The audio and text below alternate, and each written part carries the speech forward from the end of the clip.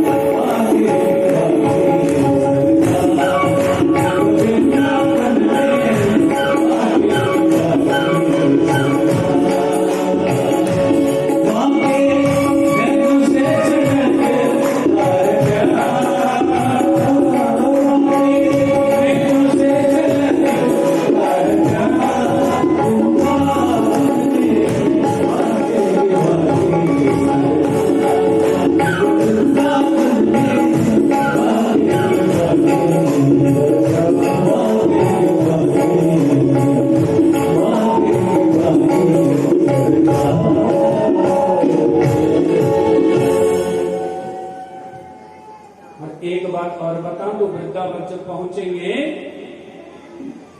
तो जब कान्हा के दर्शन के लिए जाएंगे तो बार बार पर्दा क्या होता है, फिर लगता है, फिर हटाते हैं, फिर मतलब क्या है बताए, बता दो, बताना तो पड़ेगा।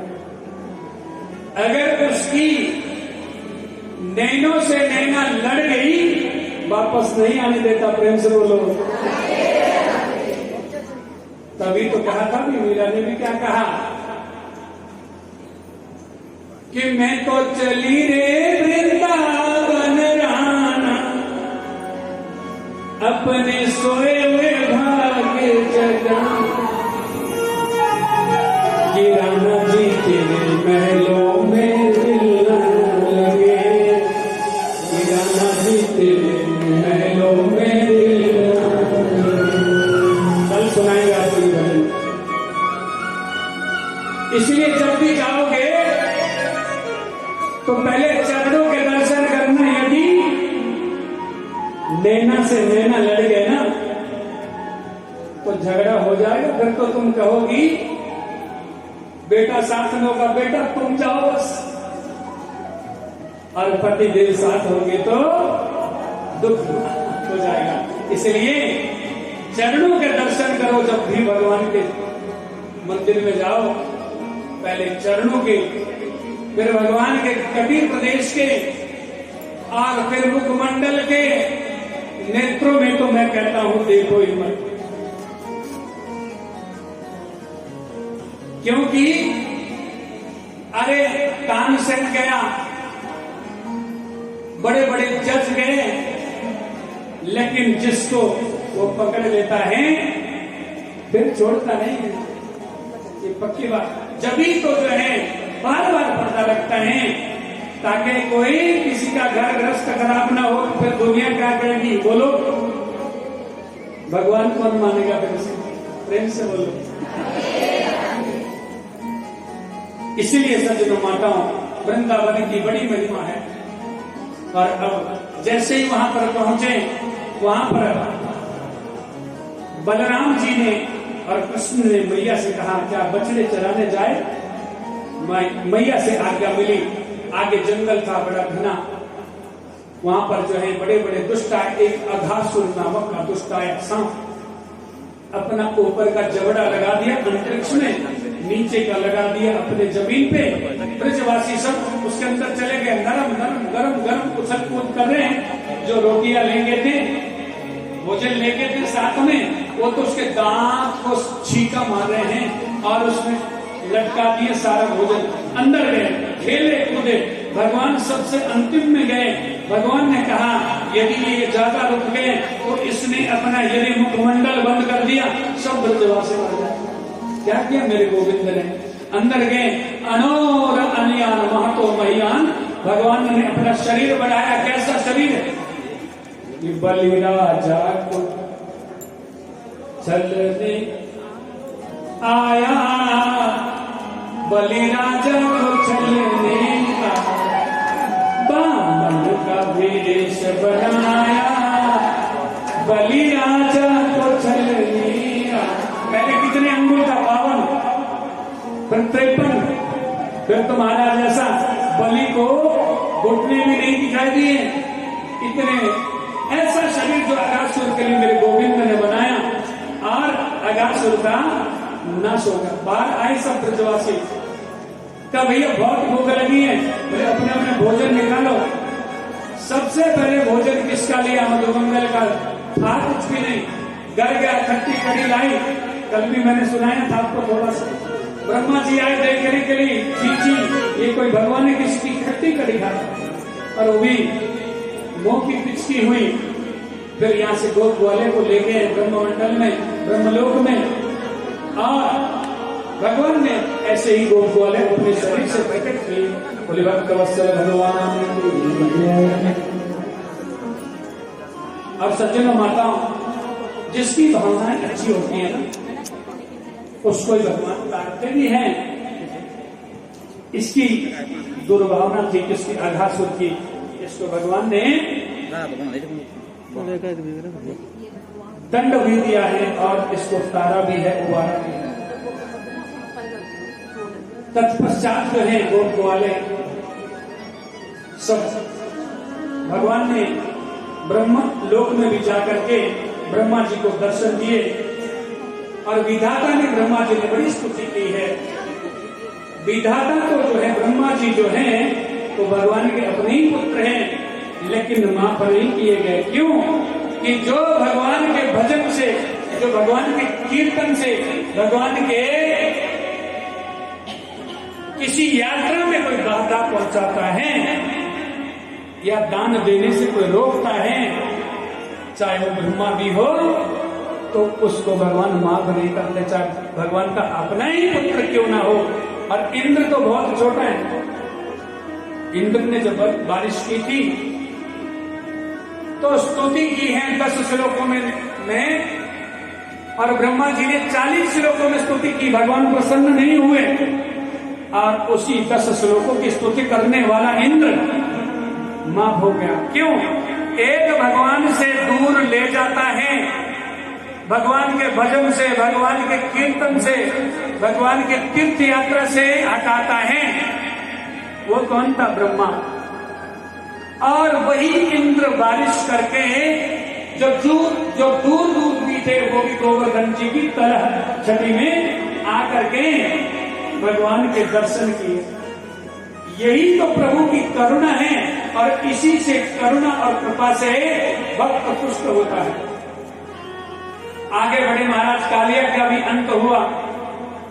कालिया नाग आज जो है विषदर्धा, ना जाने कितने अबोध बालकों को वो निकल चुका था। कालिया का भगवान ने मर्दन किया। और कैसे किया? भगवान कदम के वृक्ष पर, वो कदम का वृक्ष अब भी है, प्रेम से बोलो, हमने दर्शन किए हैं उसके। कदम की डाल पर चढ़ करके और यमुना जी में जैसे कूदे। अब तो कालिया के सेवकों ने देखा इतना अद्भुत विलक्षण स्थिति वाला बालक, इतना सुंदर, पहली बार देखा, नहीं खाएंगे इसको तो बोले अपने कहां रखेंगे, शोपीस बनाएंगे इसका, क्योंकि इतना सुंदर बालक कभी नहीं आया था। और इसके बाद जब कालिया को पता चला, उसने भी दर्शन किए। कालिया का एक सेवक था जिसने कहा अगर ऐसे ऐसे सुंदर बालक यहाँ आ गए तो सब कुछ भर जाएगा, कहाँ रखेंगे, सिस्टम में नहीं है। बोले क्या करो? बोले खाओ, जैसे सबको खाया। कालिया ने भगवान का शरीर जैसे महाराज घेरा। भगवान ने सोचा जब तक यहां तक नहीं आऊंगा तब तक नहीं मारूंगा। जैसे ही यहां अंतिम पूंछ चलाए कालिया ने और उसको ऐसे क्या कर रहा है, अब तो भगवान को मुंडी मरोड़ना चाहता है। भगवान ने वो शरीर बढ़ाया, ऊपर नीला लीला अंबर, उधर नीला जल और इधर कालिया काला, उसके ऊपर सांवला सलोना कृष्ण। माँ बोले झांकी का दर्शन करो नेत्र बंद करके। और एक एक फन पर जैसे भगवान नृत्य कर रहे हैं, फन फट रहा है, रक्त चल रहा है, झांकी तो देखो कितनी सुंदर। एक एक फन फटा, एक एक एक एक एक एक, दो तीन जब बचे, कालिया नाग की पत्नी आ गई भगवान के समक्ष खड़ी होकर के, कहा प्रभु इस कालिया की क्या गम्यता थी कि ये आपको स्पर्श नहीं कर सके, बनाया किसने? आपने। विष किसने भरा? आपने। ऐसी दुर्भावना किसने दी? आपने। फैक्ट्री के मालिक तो आप हो प्रभु, हम कौन हो गए? क्या चाह रही है पत्नियां? बच जाए, लेकिन बच गया, आशीर्वाद दिया। कहा तुम्हारे लिए एक पर्वत, अलग से पर्वत बनाया, उस पर रहो। बोले नहीं, वहां पर जो है हमारी मौसी के जो है बेटे कौन गर्व हमको खा लेंगे। बोले नहीं खाएंगे। भगवान कहते हैं तुम्हारे सिर पर मेरे चरणों का चिन्ह है कालिया, और मेरा गर्व जो मेरा भान है वो तुमको कभी भी आघात नहीं पहुंचाएगा। बोले भक्त वत्सल भगवान।